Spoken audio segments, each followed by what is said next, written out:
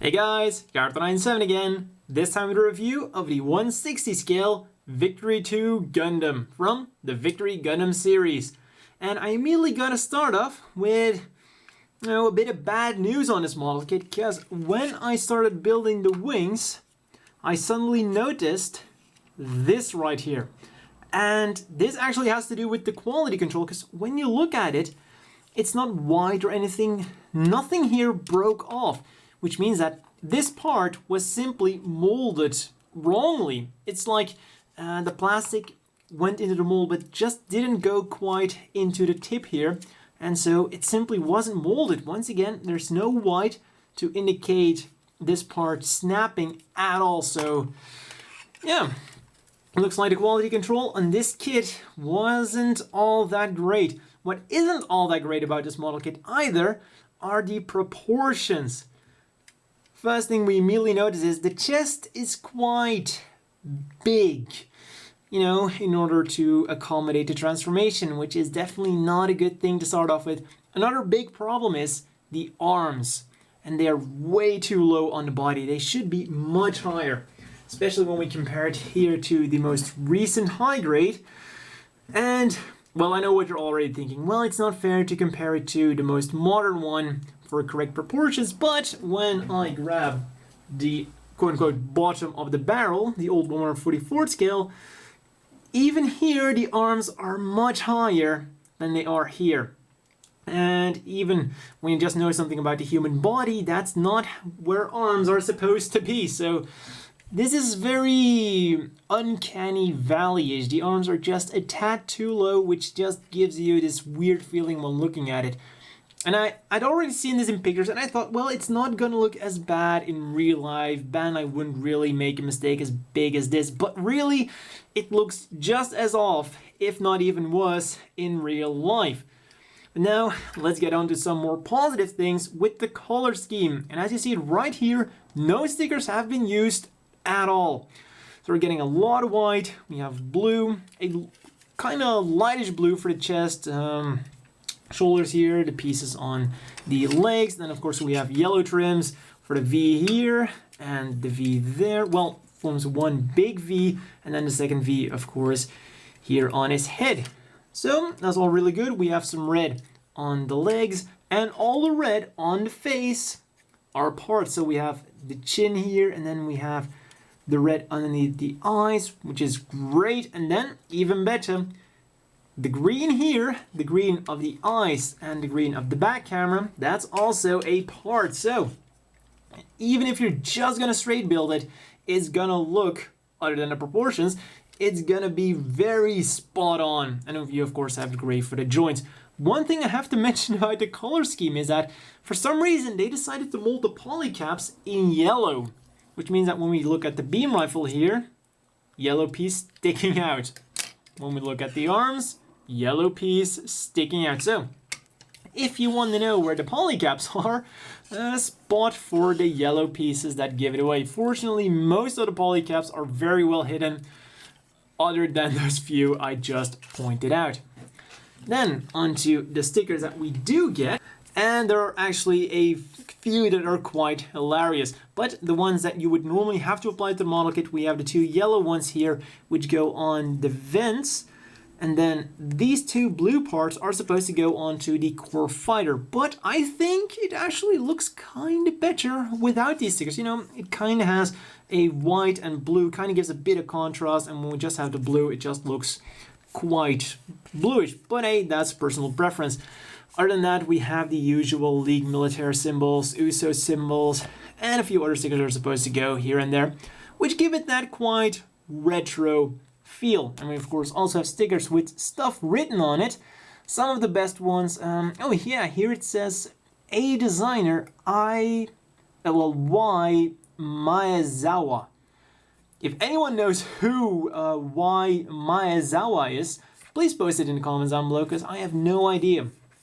I couldn't really find anything about a Maezawa linked to Gundam. Maybe it's the guy who was in charge of designing this model kit. Maybe I don't know. But moving on, we have another great one here, and that is the rear armor system made in Bandai. Because yes, of course, in the late Universal Century, some country decided to rename itself Bandai. Fantastic. And then we just have the normal ones with the normal text we would expect from this time. You know, we have clarification that this is the leg armor, this is a hard point, this is the chest armor, and stuff like that. And, you know, oh yeah, some more random markings. And that's really all we're getting for these stickers. So, in general, they're nice, but I still question if these kinds of stickers would actually be used on a normal, you know, on a real life machine. You know, I think it would be quite obvious that this is a leg, that is a hard point, that is the head, that is the rear armor. Just kind of seems like pointing out the obvious. But that's enough about the stickers, and let's move on with the articulation. So the head goes up a bit, down a bit, rotates around, and will wiggle around because this head is on a ball joint, and you can also push it down a bit to make things even weirder. So what you want to do is pull it out, and there you go. And no, it's not because of some kind of mechanism, it's just, you know, the ball joint, which allows you to pull it out. Then the arms rotate around, go up nice, and then this already extends. Part of the transformation, but also very useful for giving the arms just that little bit extra upwards movement. Go down, push that back in, we'll rotate around. And you gotta be careful with this because it seems like that is not the strongest joint around. And then the arm is only on one joint, but I think that is the best single elbow joint I've seen in quite a while. Even though it does require you to move. No, wait. That was... Yeah, there we go. So that's something that happens when this part isn't pushed in completely, because this is also on its own joint, and when you, for some reason, it's quite, that part is on quite a sturdy joint, so sometimes the shield generator will come out because of it, but then you just gotta push it back in. Then this part here also, well, technically I guess you could call it articulation, but this is really just to accommodate the transformation, but it can help to pull off some interesting poses. And the hand is on a ball joint, and we get the usual 90s hand, the usual 90s hands, thumbs don't move, bottom three fingers are molded together, and then we have a separate trigger finger all on a hinge. Then no waist articulation whatsoever, of course, because of the transformation. The wings in and out, and I guess they kinda go in and out, but that's probably because, you know, the design of the model kit itself, not really something it's supposed to do. Then we have this hinge here, opens up, closes up, but don't get your hopes up, because as you can see, there's nothing to connect Wings of Light to it. Disappointment. So, going on with the legs, front skirts are molded separately and go up about that far, and I think, yeah, that's about as far as we're gonna get it without it popping off. So, decent forward movement, somewhat backwards, and the cool thing, now that we're talking about the back skirt here, it's actually full, it's not hollow, and the same goes for the front skirt, so that's really nice. Side skirts are the same way, so that's something nice. Then legs go out about that far. They are on ball joints, so they will also turn around a little bit, and then bend at one joint about that far. And you know, it's got this weird internal thing stopping it, even though it should technically be able to go a bit further. But yeah, as you can see, like this is definitely not great. Not even 90 degrees, and not even close to it. So yeah, as for the leg movement, that's not as great. Then we have a flap here that goes up and down. In the back also goes outwards and inwards. Then the legs, the feet, of course, side to side. Upwards about that far, backwards about that far, And then a lot more articulation going on with the foot, but we'll elaborate on that with the transformation. So overall, oh dear, we're starting to fall apart. Let's push that back in. Ooh, what did I say about quality control in the beginning of this video? Up we go. Come on, don't fall apart on me now. All right, there we go. And then, so after the articulation, which is some points okay, but you know, the legs kind of blow it. So overall, let's put that at average at best. Then let's have a look at the accessories, because that's where the Victory 2 Gundam can really shine. And we're getting a beam rifle. You know, I already showed the action feature. It can go side to side, which is actually used one, in order to allow it to hold it with both hands, and two, used in a transformation. Unfortunately, this handle doesn't move.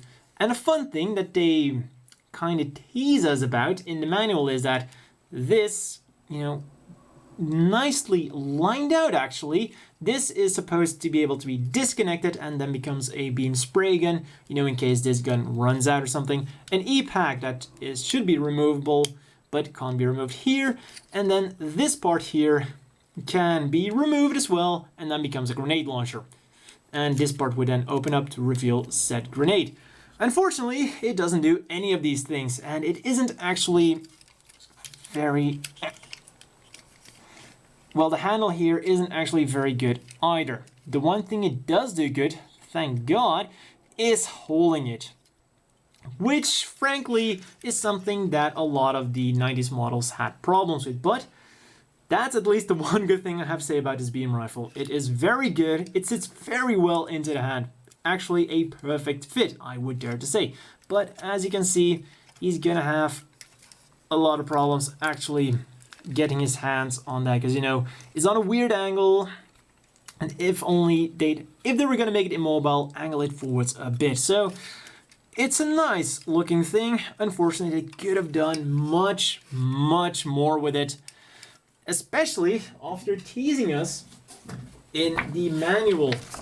You know, oh, right here, when we look at the weapon, you know, written like that, all the things you can do it. So let's have a look at the two beam sables right now.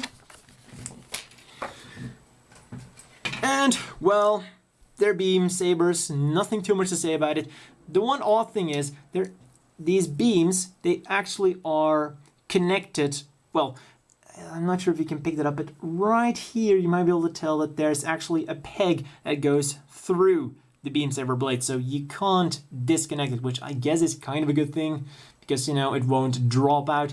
Also, this means that it cannot be stored on here, but that would probably be way too finicky for an old model kit. So overall, the beam sabers, nothing too much to say about them. They're beam sabers, they do their job. And for the size of this machine, they have a nice length. And perhaps most importantly of all, they fit in the hands quite well. Unless you start shaking it, but under normal circumstances, it can actually hold its beam saber better than some modern kits. So far, the accessories seem to be pretty good. But then, we're moving on to one of the trademark accessories of the Victory Gundam kits, the beam shield.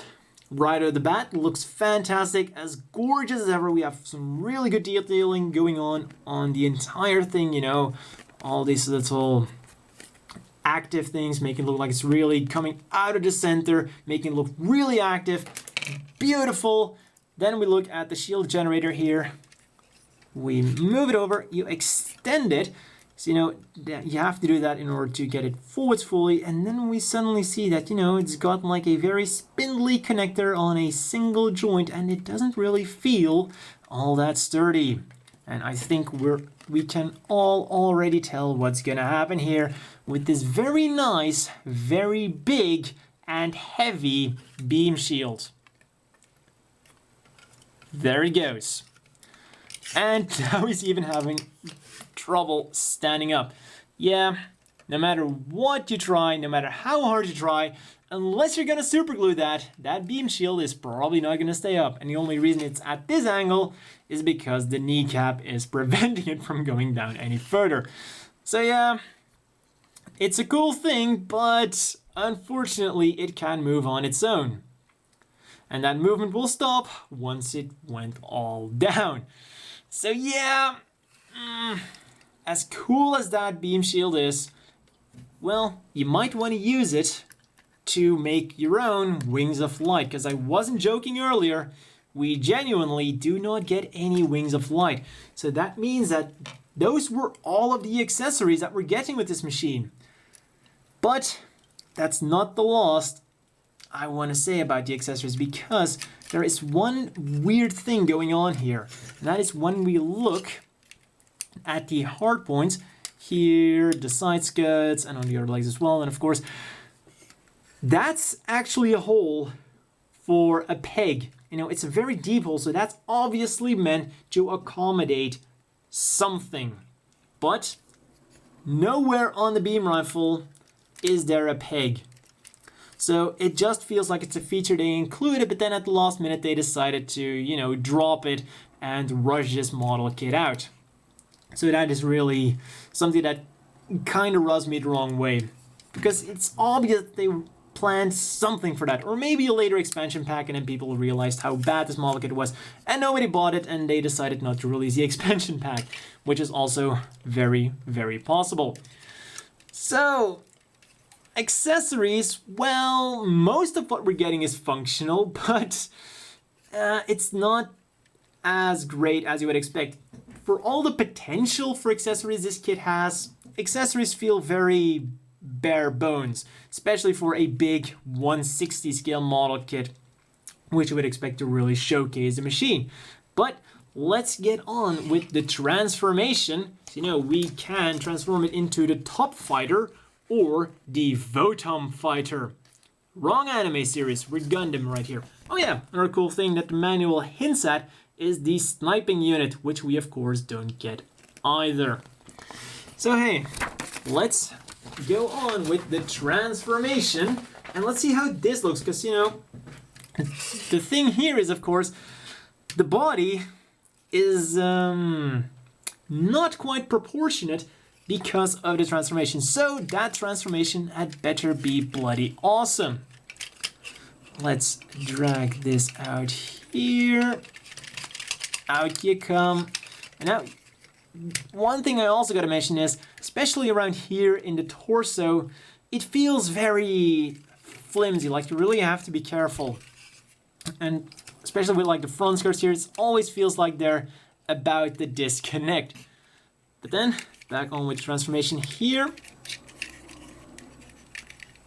This goes in there, this slides out, and then you can push down the head. And, ooh, that doesn't look right. There we go. Clicks into place. This goes up.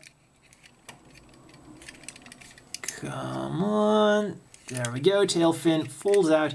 Then this clicks in there. And that was a very loud click, which means that, ooh, when you gotta pull it out, that really doesn't feel good. Especially since, you know, this clamp here is molded out of normal plastic and it's already showing bend marks. So that's really an off feeling. And oh man, that click, every time I do it, I worry that I break that clamp. And you know, that clamp is of course what's keeping this thing together. Oh yeah, this is what I was talking about. I really kind of like having this one blue part in here. Kind of breaks it up. Then the cool thing is we actually have a cockpit with a tiny 160 scale USO in it. So that's a really cool feature, and I don't remember this being supposed to open up, so that's probably just bad engineering. And the good news is this actually looks pretty good, and this looks a lot more proportionate than the actual machine. The one unfortunate thing is that we have these very big yellow polycaps, which are obviously sticking out like a sore thumb. But hey, moving on. So far, this is already looking pretty good. Then now, we're gonna go on to convert ourselves a Top Fighter. and a Votom fighter. Just gotta be careful getting this out. And very careful. Come on. Oh yeah, that was connected in the... Ooh, always. And there. Aha, like I said, this connection isn't all that great. So what we have to do now is get rid of this. Of course, fold in the hands about this. Then that, pull this out. There we go. And I gotta say, as bad as mobile suit mode was, as good is this transformation. You know, it's really kind of sad because I think that in general, of course, mobile suit mode you would assume is the most important thing. Apparently the designers didn't think so. And then now this goes up, up, and that goes down and down, and there we go. Our top fighter is now complete. Well, almost. We still got to attach the beam rifle to it. And that is, very professionally, we just simply hook it up to the hand, this time upside down. So the manual tells you to just ram in the beam rifle while the hand is stored, but the best thing to do is simply fold out the hand. And oh yeah, you of course have to fold the beam rifle as well. Then you clamp it in the hand and you fold it back in. And then you hope that it doesn't fall out, or you gotta repeat the process again. In it goes, and there we are. And now just make sure that we don't accidentally. There we go. And that's about it. So that is one part of it. And then it connects to those very nice yellow polycaps I was just talking about. Oh yeah, one thing I tried out was to see if we could just remove the legs and then keep the core fighter and the top fighter together and kind of transform it like that as it would do in the anime. But unfortunately that didn't work out because the nose cone was kind of trapped in there. Let's see, is this already connected? Didn't really feel like I made a connection, but this should be about it. And then just fold those down a bit and align it. And there we go. And tilt them. There we go. Just got to do those final touch-ups, which I don't really think the manual specifies. They just assume that it's gonna go well. And there we go. And I gotta say, once again, mobile suit mode wasn't that great, but when you look at it like this, this is pretty much how it should look. And then you can, of course, also have fun with it. Push this forwards, and then you can have the beam shield in front of it. Though I don't think the Victory 2's core fighter ever did this, but Uso did do it a lot with the normal. Alright, let's forget about that and simply move on with the bottom fighter. Forget I mentioned anything about that. So, let's go on. And now, we're getting with some Zeta Gundamish things for a very easy transformation. Just do it like this. This comes up. And it goes down, and then this is already done with the exception of the feet. So this panel here goes down, up, and there we go. That wasn't too hard now, was it? And let's see, the manual doesn't specify that it can't be used, but it's probably not gonna work. So let's pull this out first. Be very careful, there we go. And then it goes in there. Actually, it does look like it could possibly hold both of those forms. So once I get this on there, And yeah, once again, the manual just specifies you to put it like this. At no point does the manual specifies that you have to move up the legs in order to get it to look decent. So there we go. And that is the Votom fighter, of course. I want my money back. This looks nothing like a Votom. But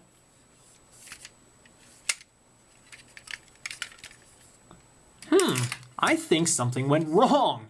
Yeah, it only yeah, the manual just wants us to connect it to there, and they completely forgot that there was actually a hint right here. Let's check this out. Yeah, no, does there?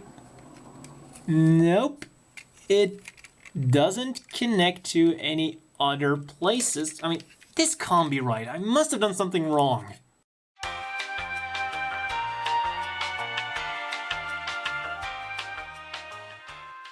Nope, looks like I did everything right and the legs simply won't stay up.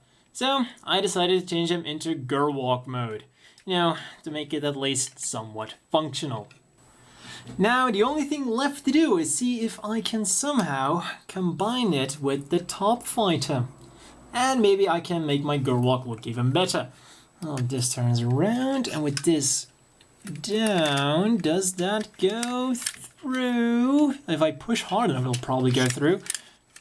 Yes, so far. Side skirts go up, side skirts go up. Alright, just gotta push it in a bit further. And is it actually connecting? Yes, it is. I think I'm gonna call it clusterfuck.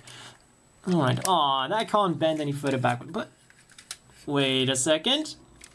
Wait a second. This folds in, this goes like that. It's a flying fortress? Like, kinda works, I guess. Yeah, still looks better than mobile suit mode. And maybe I can improve my girl walk mode now.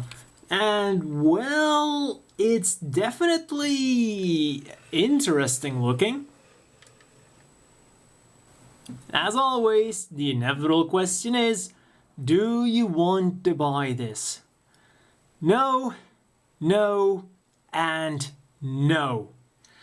I really can't find any good reason why anyone would really want to buy this, other than if you're a really big fan of the Victory 2 Gundam and you really want it in 1/60 scale, or if you just want all of the Victory Gundam models, you know, for completion's sake, which is kind of why I got mine, because, you know, I had all the other ones, and I figured I hoped this would be the crowning jewel, and boy was I wrong. And really, everything this kit does on a technical level or aesthetic level, there are other kits out there that do it better. And by that I mean Victory 2 Gundam model kits, even the contemporary ones. As far as transformation goes, the 1/100 scales can transform just as well, and those look a hell of a lot better when it comes to proportions. And if you're just looking for proportions, you're much better off just getting the V2, the high grade one, the Articulation Century, which was only just released. And if you're really a big fan of the Victory 2 Gundam, the best advice I can give is keep this 3,000 yen, throw in, well, save up for an extra 600 yen and buy the 1/100 scale Victory 2 Assault Gundam and Victory 2 Buster Gundam. That will give you two 1/100 scale Victory Gundams and both packs. So you can even make the Victory 2 Assault Buster Gundam, which is a hell of a lot better than buying this model kit. And really, at the end of the day, it just feels rushed and incomplete. And if the proportions weren't a giveaway, then the accessories definitely are. It has pegs, but nothing that pegs in there. And then when we look at the transformation, the Votom fighter lacks pegs as well, because there had to be something extra to keep the legs up. They just fall down. I mean, the mobile suit mode is already wrecked because of the transformation. The chest is way too big, arms are too low, but then even the transformation fails. The legs won't stay up. What's up with that? So I'm actually very disappointed by this model. I was expecting a lot better, and as far as, well, the legs, the transformation with the leg fighter, the bottom fighter, that can be fixed if you really want it. You can super glue it, but mobile suit mode, I made a lot of fun of this guy here during its review, but with a bit of paint, this thing is gonna look fantastic. This just, I don't know, you're gonna have to put the arms higher, find a way to make the chest slimmer, so yeah. All that's really left to do now are some size comparisons. Let's start with the 144th scale Victory 2 Gundams. And of course, these are a hell of a lot better. Even the old contemporary one. And now for some 1/100 scales, because, you know, of course this is a 160 scale, but because of Victory 2 Gundam itself isn't all that big, the model kit isn't that humongous either. And when I put it next to the 1/100 scale Jim Kai, you can already kind of start to see that it's not that humongous. Especially when we put him next to a really humongous machine, the XS, which doesn't even want to fit on screen. Nope, the XS is currently quite dwarfing it. Back, and this is as far back as I can go, and finally the XS in the screen. Yeah, as you can see, even the kit being 160 scale isn't that much of a, you know, reason to pick it up. And when we get rid of these two, please don't fall, let's compare them to some bigger machines, other 160 scale models. Here we have the Wing Zero, and comparing these two already means that even though the proportions are out of whack, at least the height is somewhat correct. And then finally, here he is next to the 160 scale Chicken Wing Perfect Strike. And there we go. That's all for the Victory 2 Gundam. And I think that in a certain sense this is definitely one of the model kits with the least reason to pick it up. Pretty much because, you know, we all know about the bad Wing Gundam models and stuff, but here we really have a model kit that a popular lead Gundam and even all the other contemporary model kits outclassed it completely.